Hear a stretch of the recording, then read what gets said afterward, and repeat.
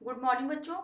बच्चों, पिछली कक्षा में हम लोग समुच्चय बोधक पाठ का अध्ययन कर रहे थे और हम लोगों ने समुच्चय बोधक पाठ के अभ्यास प्रश्नों को पूरा कर लिया है। तो मैं यही उम्मीद करती हूँ कि अब तक आपने अपनी पुस्तक में समुच्चय बोधक के अभ्यास प्रश्नों को पूरा कर लिया होगा।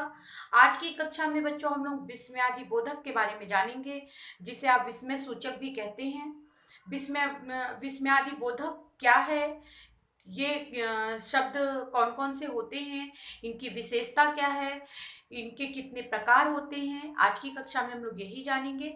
तो आप अपने साथ अपनी हिंदी व्याकरण की पुस्तक में विस्मयादि बोधक पाठ खोलिए और साथ में पेंसिल लेकर बैठिए। आपको समझना है, कुछ भी लिखने का प्रयास मत करिएगा, सारी चीज पुस्तक में दी गई है, बस आप समझिए। तो बच्चों, सबसे पहले तो विस्मयादि बोधक है क्या। तो विस्मय सूचक शब्द क्या क्या होते हैं, जैसे हाय जो है, छी, वाह, शाबाश, बाप रे बाप, इसके बाद जो है बोल सकते हैं आप अजी, उफ। ये सारे विस्मयादि बोधक शब्द होते हैं और जब भी हम इन शब्दों का प्रयोग करते हैं तो हम विस्मय सूचक चिन्ह भी लगाते हैं, क्योंकि बिना विस्मय सूचक चिन्ह से आपका विस्मयादि बोधक शब्द जो है सही नहीं माना जाएगा। जब भी हम विस्मयादि बोधक शब्दों का प्रयोग करते हैं तो वहां पे विस्मय सूचक चिन्ह जरूर लगाते हैं। अब बच्चों, आपको ये जानना है कि विस्मयादि बोधक है क्या।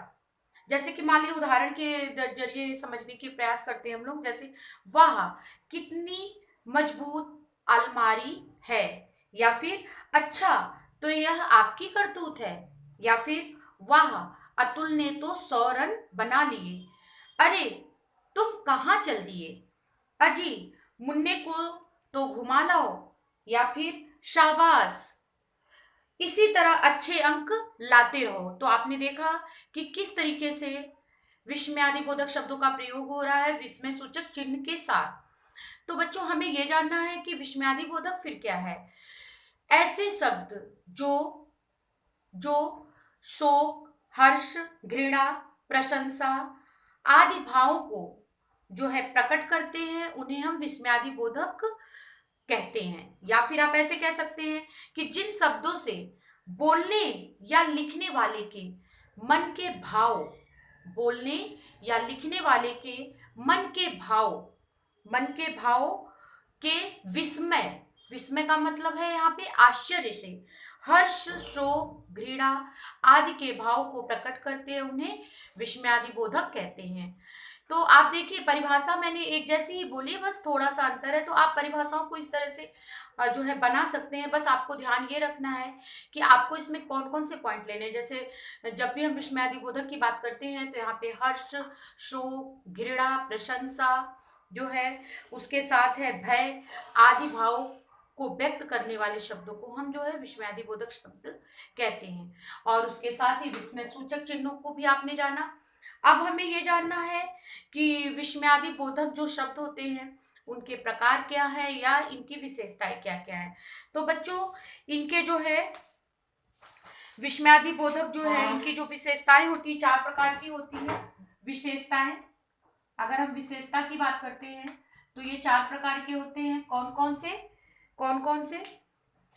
पहला, इनका संबंध वाक्य के अन्य शब्दों से नहीं होता। जो भी विस्मयादि बोधक शब्द आते हैं उनका संबंध वाक्य के अन्य शब्दों से नहीं होता। दूसरा, ये प्रायः वाक्य के आरंभ में आते हैं। तो आप देखते होंगे कि जब भी विस्मयादि बोधक शब्दों का प्रयोग करते हैं तो वो किसी भी वाक्य की शुरुआत में होता, न कि वो बीच में आता है और न ही वो बाद में आता है। जैसे कि मान लीजिए, जैसे कि अभी अभी मैंने कहा कि अच्छा तो यह आपकी करतूत है, या फिर आप कह सकते हैं छी कितने गंदे कपड़े पहने हो। तो कहने का तात्पर्य है बच्चों कि जब भी विस्मयादि बोधक शब्द का हम प्रयोग करते हैं तो वो किसी भी वाक्य के प्रारंभ में आता है। ये बात आपको ध्यान में रखनी है। उसके साथ ये भाव की तीव्रता प्रकट करते हैं। इनके बाद विस्मय चिन्ह लगाया जाता है। जब भी हम विस्मयादि बोधक शब्द लिखते हैं तो कोई भी शब्द हम लिखते हैं, जैसे मान लीजिए हमने लिखा हाय तो भी हम लगाएंगे, शाबाश तो भी लगाएंगे। कोई भी शब्द अगर हम लिखते हैं, मान लीजिए यहाँ पे लिख दिया हम लोगों ने उफ, कोई भी शब्द लिखते हैं बच्चों तो यहाँ पे हम विस्मय सूचक चिन्ह का प्रयोग जरूर करते हैं। तो यही इसकी विशेषता है। अब कुछ प्रमुख विस्मयादिबोधक शब्द हैं, कौन कौन से देखते हैं।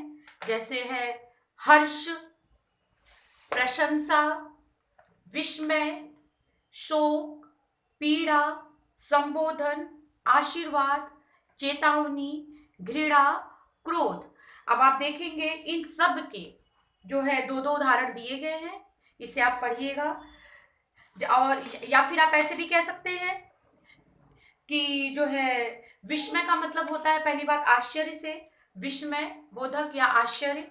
हर्ष, शोक, सावधानता सूचक, घृणा सूचक, घृणा का मतलब यहाँ पे क्रोध से है।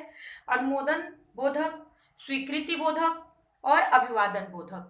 और आप देखेंगे कि उसके सामने जो है बहुत सारे शब्द दिए गए हैं कि कहाँ कहाँ किस किस शब्दों का प्रयोग होता है। तो इसे आप स्वयं रीड करेंगे। सबके एक एक उदाहरण मैं बताने जा रही हूँ। जैसे मान लिया अगर हर्ष की बात करते हैं तो वाह आखिर तुम मिलने आ ही गए। प्रशंसा की बात करते हैं, वाह कितनी सुंदर पेंटिंग है, या फिर शाबाश तुमने तो बहुत अच्छा काम किया है। विस्मय, अरे रेशमा प्रथम आई। या फिर शोक, हाय बाढ़ में सारा परिवार डूब गया।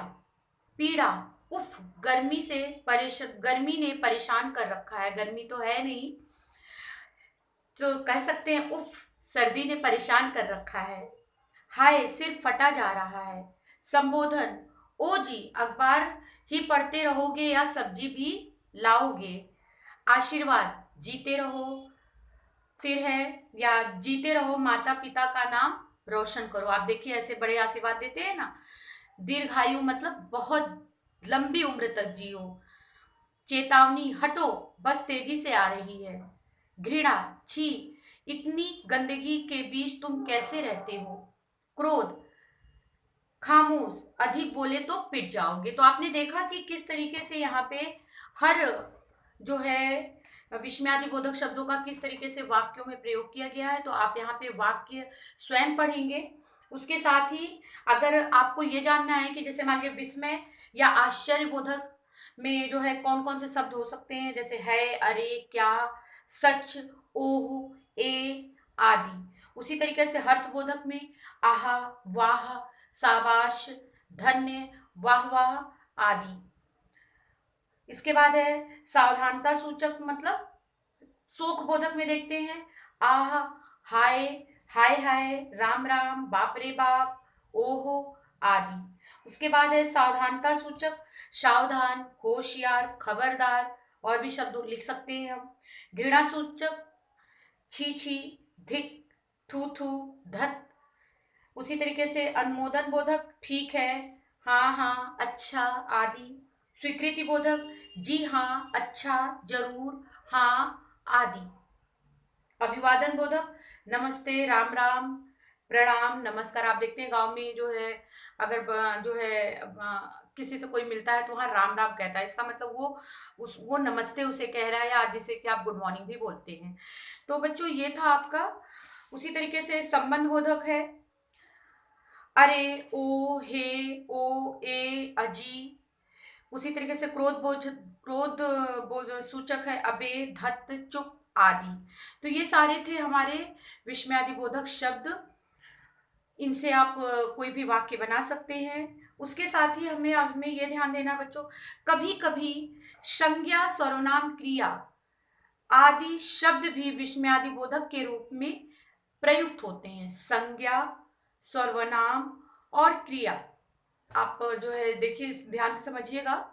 कभी कभी जो है संज्ञा, सर्वनाम और क्रिया आदि शब्द भी विस्मयादिबोधक के रूप में प्रयुक्त होते हैं। जैसे संज्ञा में हे राम, आप देखिए राम के पहले हे लगा होता है। हे आपका क्या है, विस्मयादिबोधक।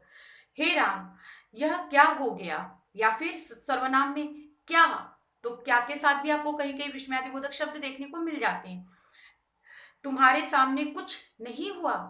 उसी तरीके से क्रिया, जा जा, मुझे टकराने की कोशिश न कर, मुझसे टकराने की कोशिश न कर। उसी तरीके से विशेषण में अच्छा, तो तू मार खाकर ही जाएगा। तो आपको बच्चों इसे रटना नहीं है, बस ये समझना है कि कभी कभी जो है संज्ञा, सर्वनाम, क्रिया आदि शब्द भी विस्मयादि बोधक के रूप में प्रयोग किए जाते हैं। संज्ञा, सर्वनाम और क्रिया। तो बच्चों आज आपने जाना कि विस्मयादि बोधक क्या है, विस्मयादि बोधक का चिन्ह कैसे लगाते हैं। उसके साथ ही आपको ये ध्यान जरूर रखना है कि जो विस्मयादिबोधक शब्द होते हैं वो किसी वाक्य के पहले आते हैं। उसके साथ ही इनका संबंध वाक्य के अन्य शब्दों से नहीं होता है, क्योंकि किसी भी शब्द के पहले आती है, इसकी शुरुआत विस्मयादिबोधक शब्दों से ही होती है। उसके बाद ये भावों की तीव्रता को प्रकट करते हैं। और जब भी विस्मयादिबोधक शब्दों का हम प्रयोग करते हैं, लिखते हैं, तो वहां पे विस्मय सूचक चिन्ह अवश्य लगाते हैं। अगर एग्जाम में विस्मयादिबोधक से प्रश्न पूछा जाए और आप विस्मयादिबोधक शब्द लिख रहे हो तो आप उसके चिन्ह को जरूर लगाइएगा, वरना वो गलत माना जाता है। सिर्फ शब्दों को नहीं लिखना, शब्दों के साथ चिन्ह का प्रयोग अवश्य करना है। तो बच्चों ये था आपका जो है विस्मयादिबोधक। तो बच्चों आपने विस्मयादिबोधक के बारे में जाना कि विस्मयादिबोधक क्या है, इसकी विशेषता क्या है, ये कितने प्रकार के होते हैं। प्रकार का मतलब है एग्जाम में प्रकार नहीं पूछा जाता है, आपको बस जानना है कि कितने तरह के विस्मयादिबोधक शब्द होते हैं। तो आपको ये जानना है कि हर्ष, प्रशंसा, विस्मय, क्रोध, पीड़ा, आशीर्वाद, चेतावनी, घृणा, संबोधन, ये सारे हमारे विस्मयादिबोधक शब्द हैं। और जो है किसी भी वाक्य के प्रारंभ में शुरू किए जाते हैं। तो इस तरीके से बच्चों आपका पूरा विस्मयादि बोधक टॉपिक समाप्त होता है। बहुत छोटा सा टॉपिक था ये। और इस पाठ के अभ्यास प्रश्नों को हम लोग अगली कक्षा में करेंगे। तब तक आपका काम यही है कि आप ये विस्मयादि बोधक पाठ को आप स्वयं पढ़ें, इसके हर उदाहरण को आप पढ़ेंगे। जो भी आपकी पुस्तक में उदाहरण दिए गए हैं सारे उदाहरणों को आप पढ़िएगा, परिभाषाओं को अंडरलाइन करेंगे। अपने अनुसार आप कोई भी दो उदाहरण उसे भी आप अंडरलाइन करेंगे। अगली कक्षा में हम लोग फिर मिलेंगे इसी पाठ के साथ और हम लोग इस पाठ के अभ्यास प्रश्नों को करेंगे। बच्चों जो काम जिस दिन दिया जाए आप उस काम को उसी दिन पूरा करिए, जैसे कि आपके ऊपर ज़्यादा बर्डन न हो। पढ़ाई शुरू कर दीजिए पढ़ना, और जो चीज़ जिस दिन दिया जाए उस दिन उसे याद करके उसे खत्म करिए। तो अगली कक्षा में फिर मिलेंगे बच्चों, जो है नए टॉपिक के साथ। थैंक यू बच्चों।